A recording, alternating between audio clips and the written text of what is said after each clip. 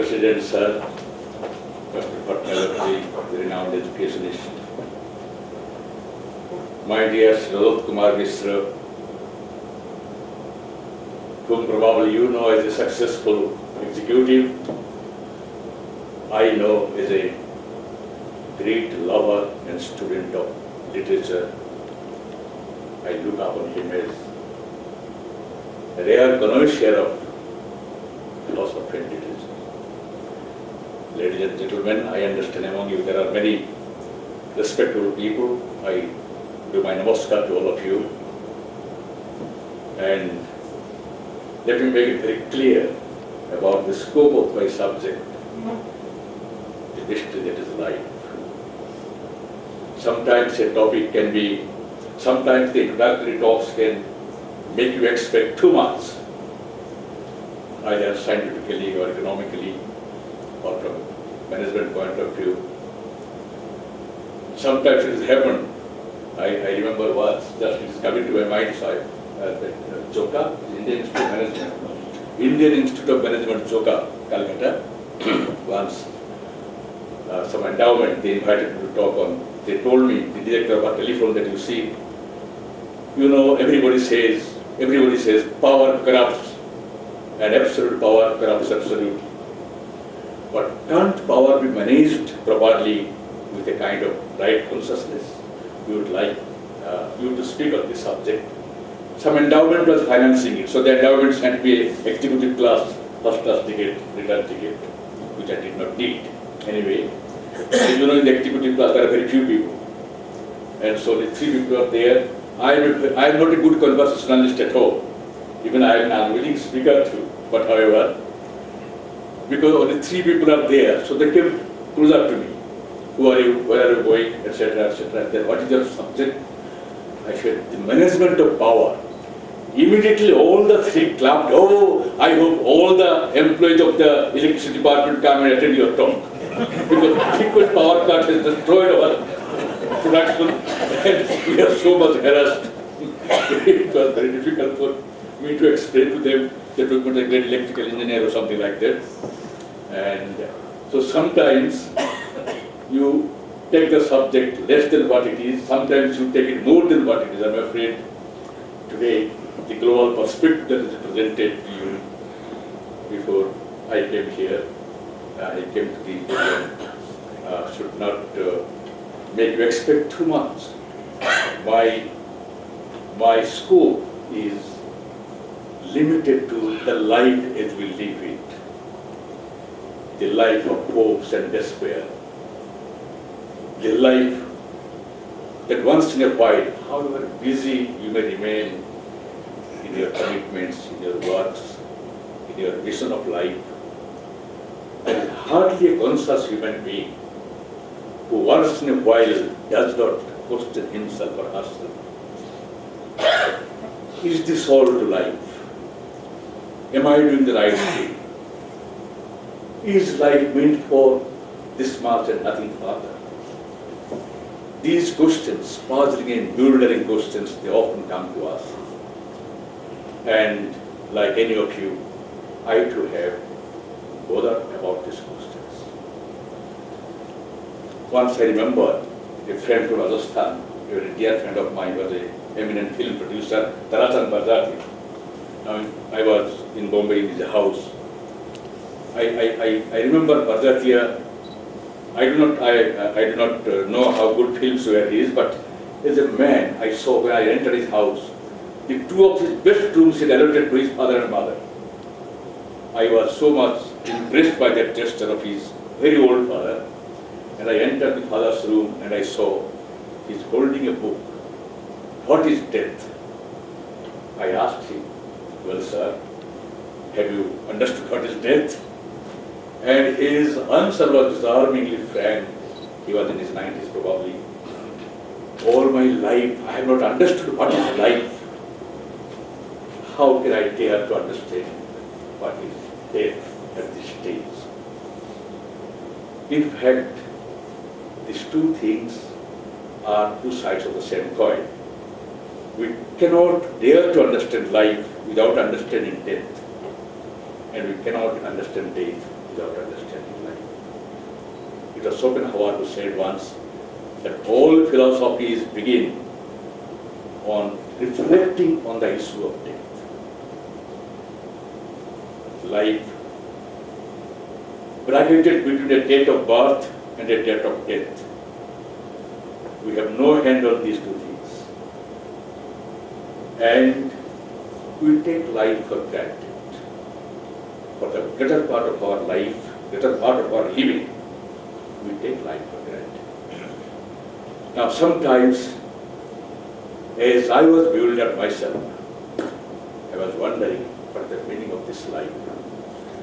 When I received so many invitations from different institutions, but the vibration of Rajat Kumarji calling me repeatedly here had a different response in me. There was something so sincere in it, something so living in it. I thought I do not wish to speak on something academic, but I want to share my feelings with a sincere heart with which you are inviting me to speak to. I believe that's what I'm going to do in the next few minutes. And you see, when I say the question of life bewildered me sometimes, and I tried to analyze it, I found that the entire attitude to life can be divided into 5 categories. One, we never bother about death, so we take life for granted. As long as one has, you see, to be preoccupied with the idea of death is dangerous.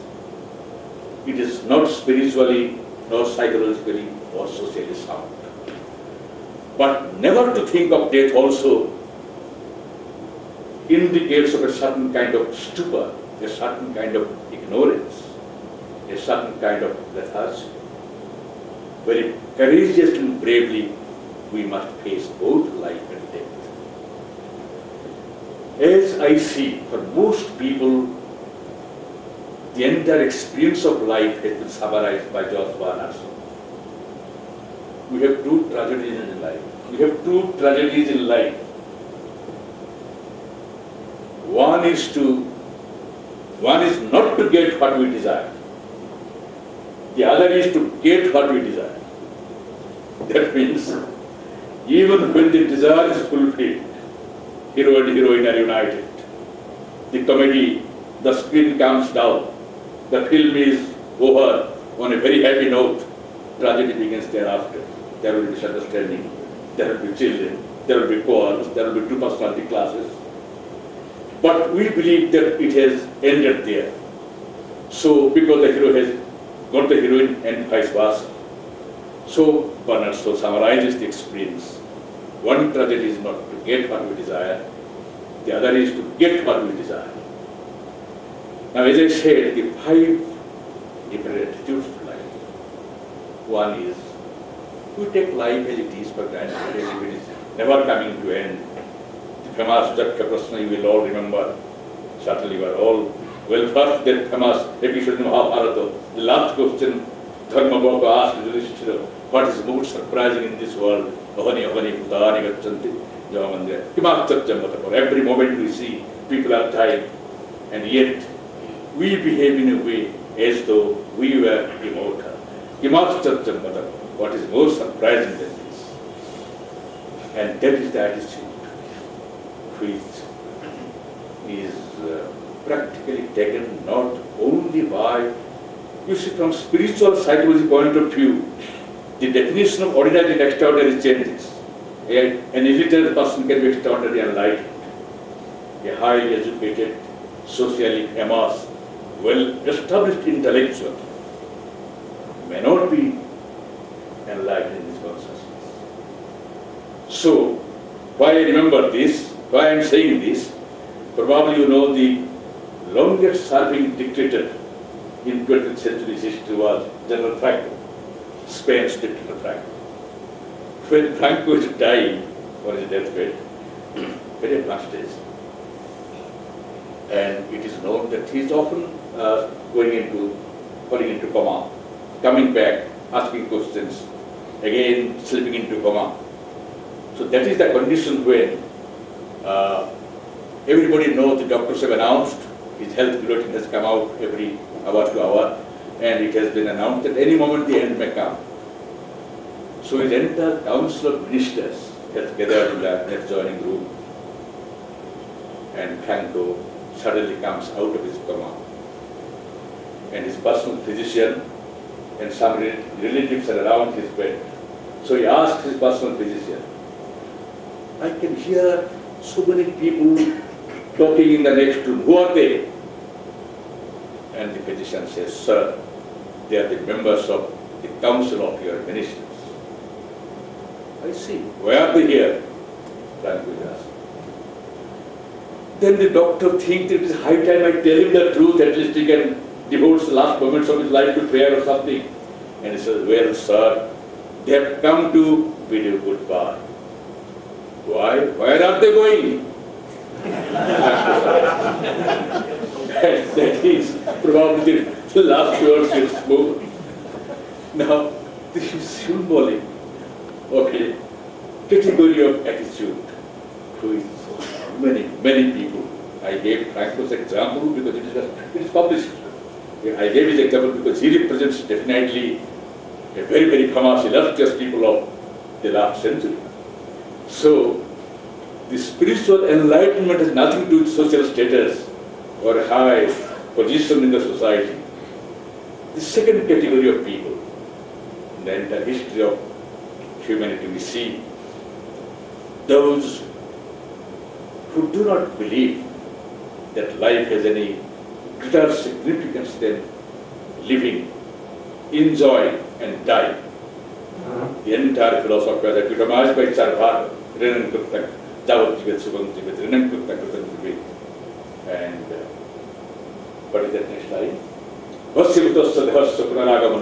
When the body is destroyed by fire, it is cremated. Nobody is coming to ask you for the money you had borrowed from him. So Renan Kurtak, you borrow money and enjoy your life. A very hedonistic, of course, very cynical statement. But the third category is at once a revolt against the kind of life we live, but charged with an inner hope, charged with a kind of abhiman, a kind of wounded feeling as though there is a providential power which could have done otherwise, but it has not done so. And sometimes it expresses itself in highly pessimistic terms. But the very fact that it is expressing itself means it has a hope. It is expecting some response, reverse response also, either from humanity or from some unknown power. And probably the essential spirit of this kind of attitude was expressed hundreds of years ago by Shakespeare through the character of Macbeth. Whatever he wanted to become in life, he has become. He was the general of the king, king's cousin. Beyond that, only position he could achieve was the position of the king himself. So he had murdered his benefactor and king and become the king. In spite of that, his desire has been fulfilled. In spite of that, what is his last utterance on life? Out to the candle. Life is but a walking shadow, a poor actor that frets and struts upon the stage, and there is heart no more. Life is a tale told by an idiot, full of sound and fury, signifying nothing. Life is a tale told by an idiot, full of sound and fury, signifying nothing. That is something which has echoed through the ages. Once I remember Charles Chaplin was asked, all your life, what a delightful condition you have been. What a comedy life for you has been. poor Charlie Chaplin. It was quoted, this is not written by Charlie Chaplin, but those who heard it, one of them had written down, and Manchester Guardian quoted it during his obituary, while giving his obituary. And it was, Charlie Chaplin said, yes, life is a comedy when seen in a long shot. He's a film producer, director, so you can understand long shot. It's a tragedy when it's a close-up. Now practically he was, and all these people you will see there, equating life with a kind of play, a drama. The gentleman, Edward Lytton, who had said power corrupts and absolute power corrupts absolutely, he also had said, yes, life is a drama, but only difference between the stage drama and life the drama is, there is no plot, there is no continuity, and when this screen ultimately comes down, we are as mystified as ever. It doesn't lead us anywhere. This is the third category. The fourth category is of attitude to life. Life is a bundle of sorrows. Escape from the whole cycle of birth and death. Extinction, nirvana, pioneered by Buddhism. Undoubtedly, every great philosophy that comes, every great message that has been given to mankind, had its relevance at a given time, had a social background, had a justification for it, and Buddhism was not such.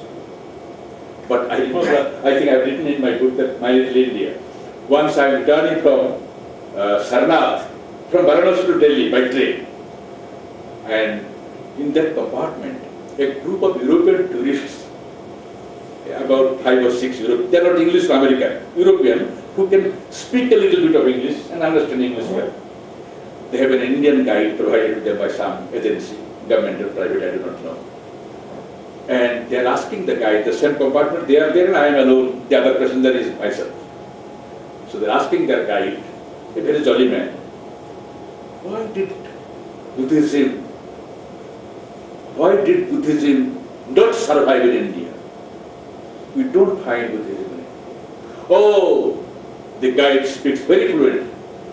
The Brahmins caught them by their hair and kicked them out. I could not, I just gave a guffaw, a kind of laugh, suppressed laughter.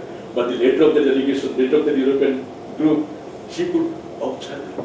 After 5 minutes, she asked me quietly, sir, why did you laugh? I said, no, nothing to do with your, the philosophy and Buddhism and all. No, please, tell me, why did you laugh?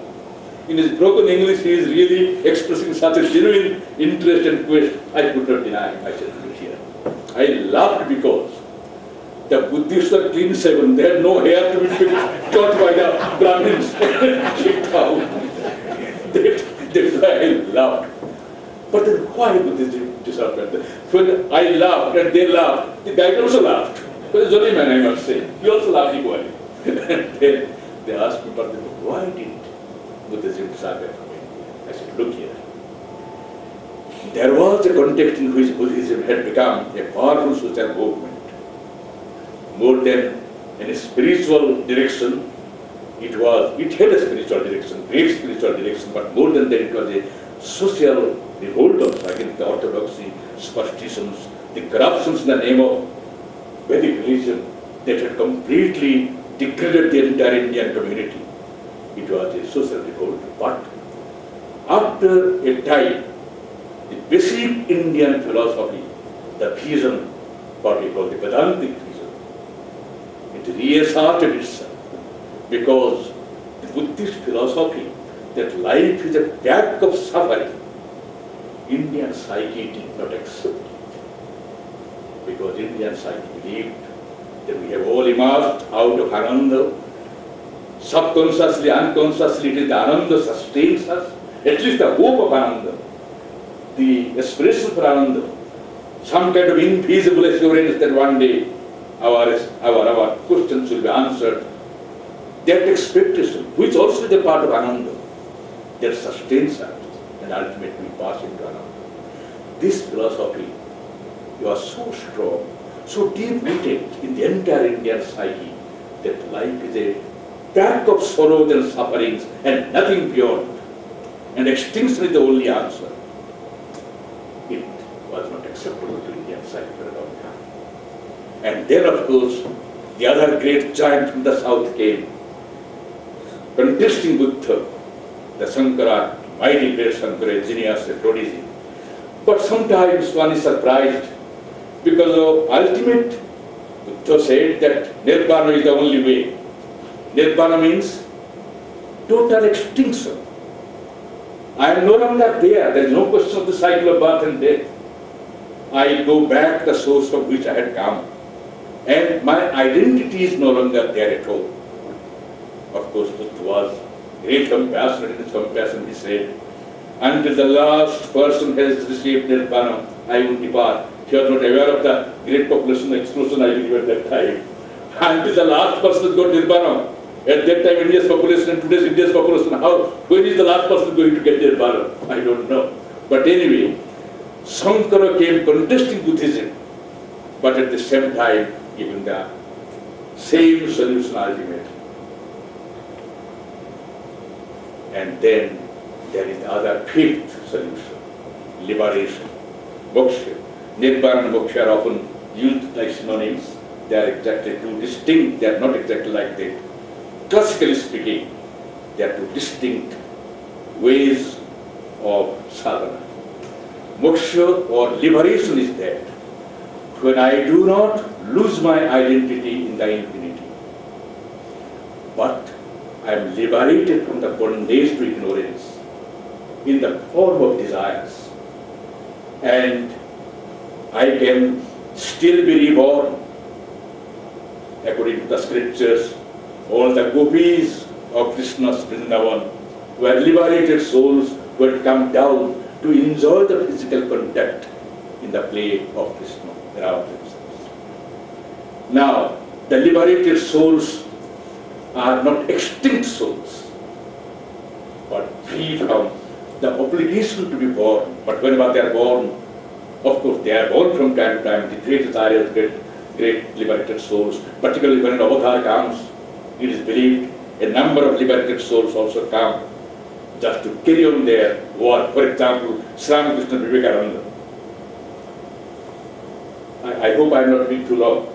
And you remember that when somebody asked Sri Krishna Paramahansa, how is it that you are so much fascinated by Narendra? Narendra was the name of Vivekananda. He did not say anything